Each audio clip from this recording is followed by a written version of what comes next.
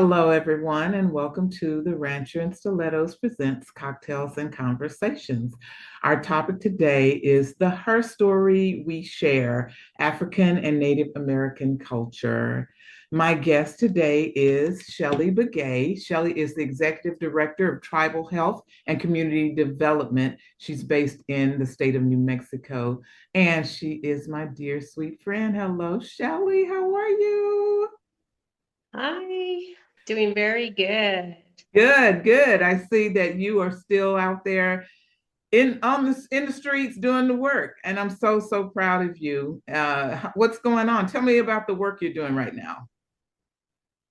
Well, in Native country, there's a lot of health disparities, and I'm so passionate and driving a lot of our initiatives that focus on making our Native American communities more healthier, more vibrant, and creating energy and just really feeling good about holistic ways of life that are incorporating new westernized medicine, but keeping true and unique to our traditional cultures through our traditional healing practices. So here in New Mexico, we're incorporating those two initiatives into healthier communities. So love what I do and will continue the passion in making individuals healthy and tribal communities healthy as well.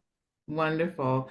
Well, at the beginning of our show, I always do a toast, so I want to definitely do a toast with you. If I can, there we go. Yeah, there's my toast. Toast. Mm. Well, I know that you have been a true supporter of the Ranch and Stilettos. I want to thank you so much for that. Just talk to me a little bit about your reading process with the book and how it resonated with you, the storyline.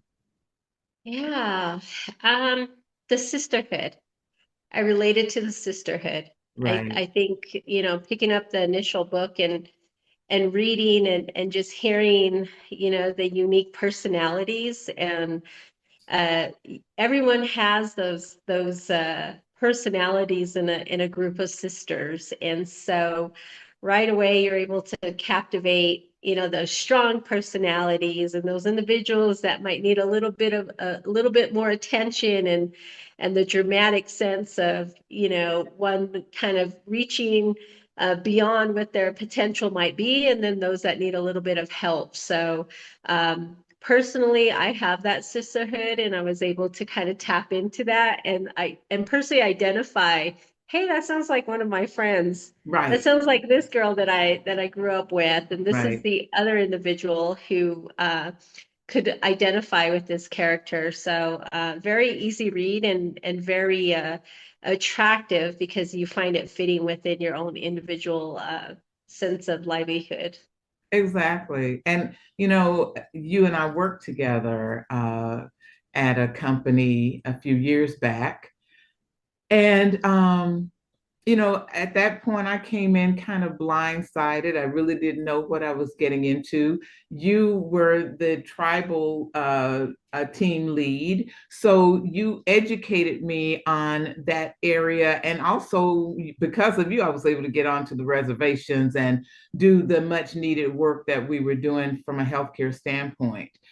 But what I saw in that time was how much more me as an African American woman, you as a Native American woman had in common.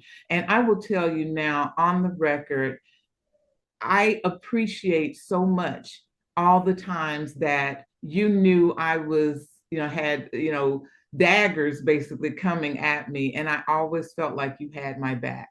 You were such a loyal person, a hard worker, and a good friend. And even if I was out of town, I knew that you were kind of, looking over things for me and making sure that if I needed to know about something, I knew about it as soon as possible.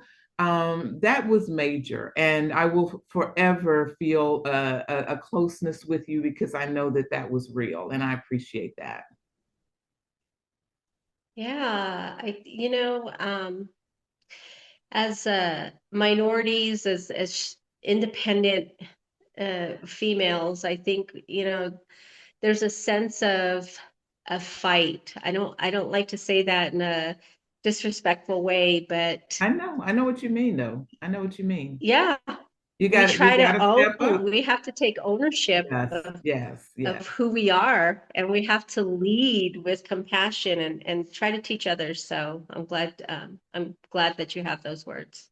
Well, and I remember just how enamored I was with the terrain of New Mexico. So we ended up having some really cool like road trips for work that I had a person that was completely educated about the state right side by side with me, letting me know what I could do, what I couldn't do. But also, I did go kind of rogue a couple times, like, taking some of the volcanic rocks off the side of the road. I was using them to decorate a vase in my house, and you guys were like, "Okay, all right, lady, keep it cool." But I knew that I had that level of support in the workplace, but our friendship actually, extends that. And as women of color, especially in these times, supporting each other, and I think not being afraid to ask questions, to know more about an individual person.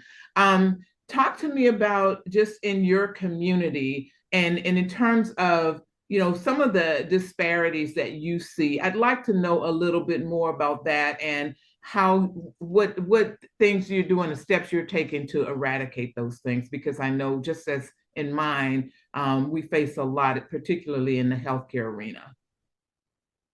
Right.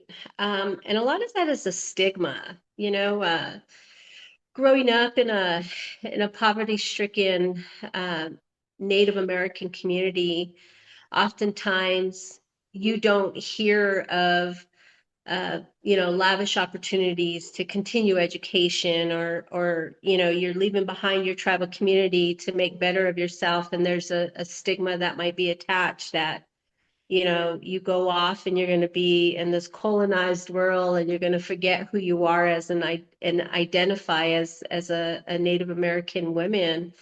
um, those are tough challenges, and I experienced those because I was stigma. I did have some stigma of leaving my family and leaving to the Midwest and being young and in college, but I also knew that I wanted to break through some of those barriers, that I was told, you'll never leave this small town. You're Right. always going to stay here. Native Americans can't be successful. Our women are supposed to be home and live a livelihood and care for children and their families. And those times have changed. Nowadays it's very common for us to see many Native American women and men go off to college and become who they are, but carry their identity with them. And I did that when I went to school in Kansas. I was only one of few Native American at the university there at Wichita State.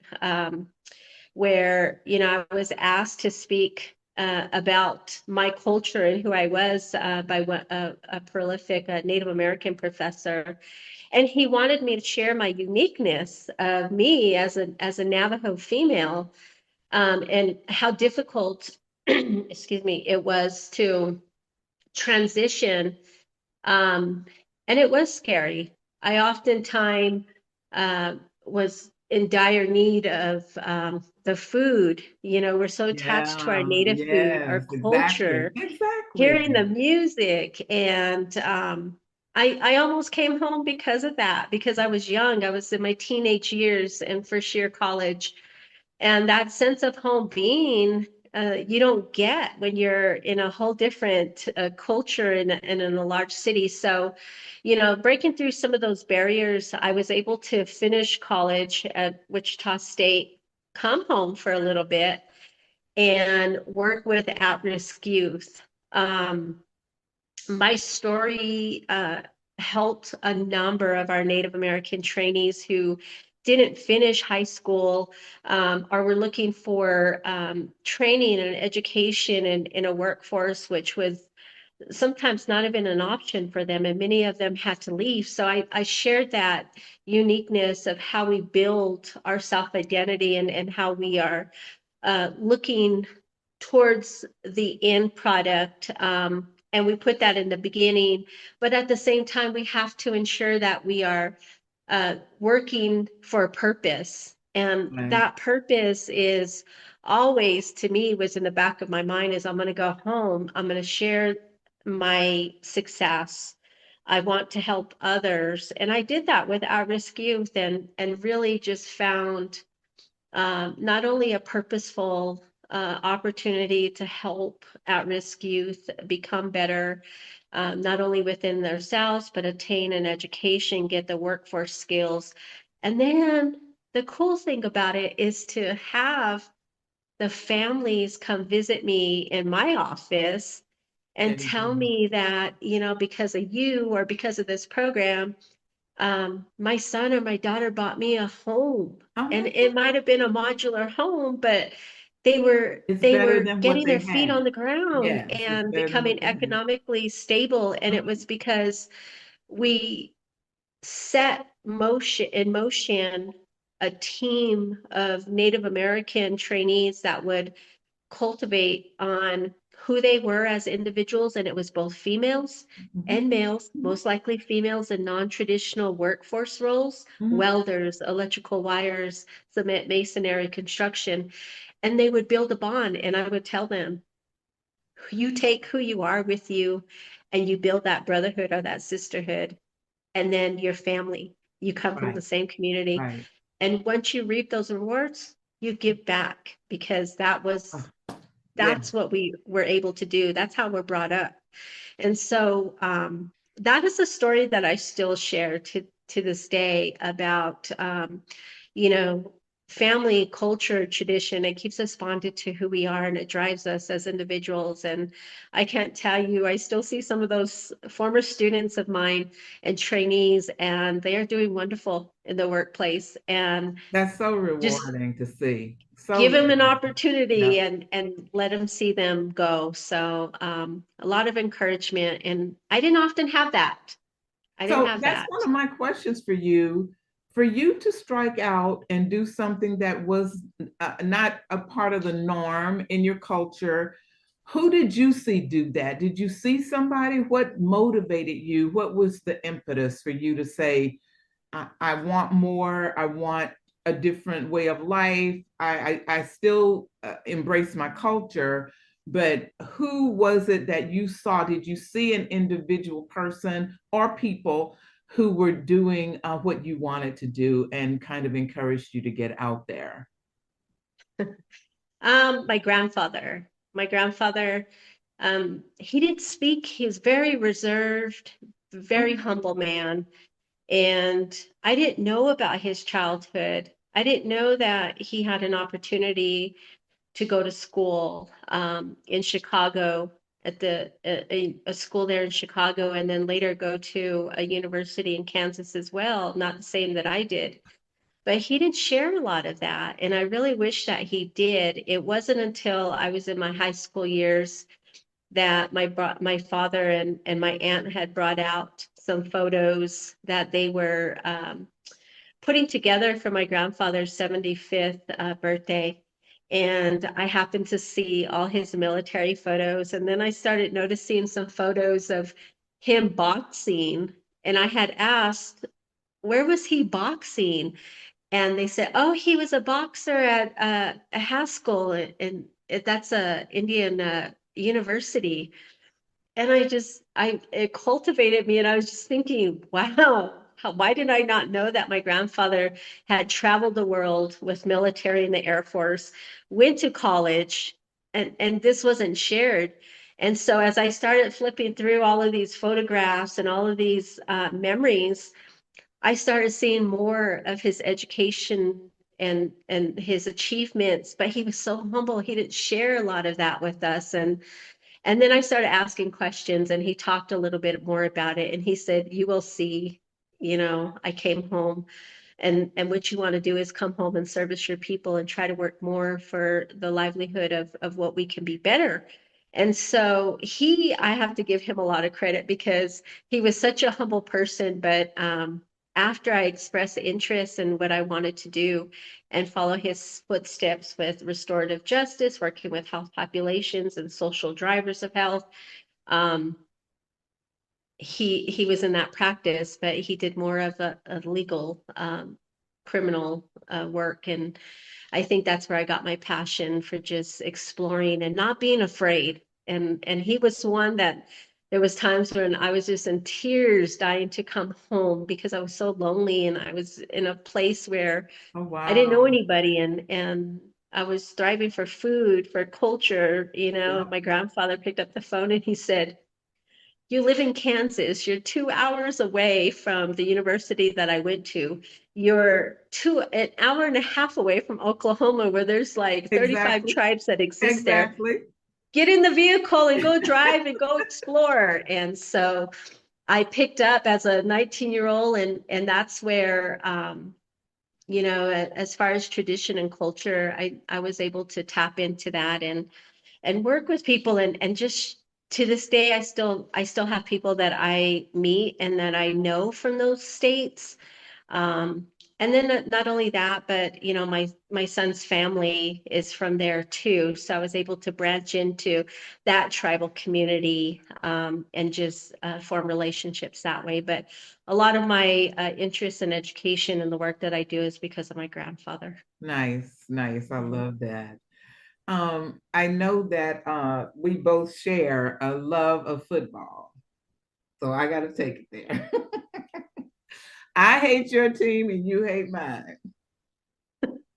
And that's because they're both in the NFC. So talk to me about your love of these 49ers. And I guess you're a little disappointed about the season that they just had.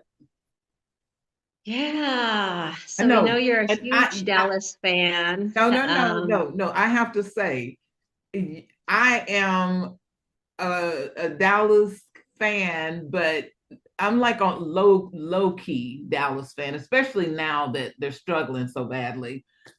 Fair weather fan, if you will. But girlfriend, you are a die-hard 49ers fan. I see you all over the place. You follow the team, you go to the games. I'm like, go, man. But they were winning, in all fairness. When you were doing that, they were winning. Yeah, yeah. Well, in all fairness, I've been a fan since 85. Wow. And for over 40 years, if you want to do the math. Yep. Yep. As a little Um, kid, yeah, since same I with was me and the about 7, 8 years Cowboys. old, Yep. I'd be sitting there watching football with grandpa.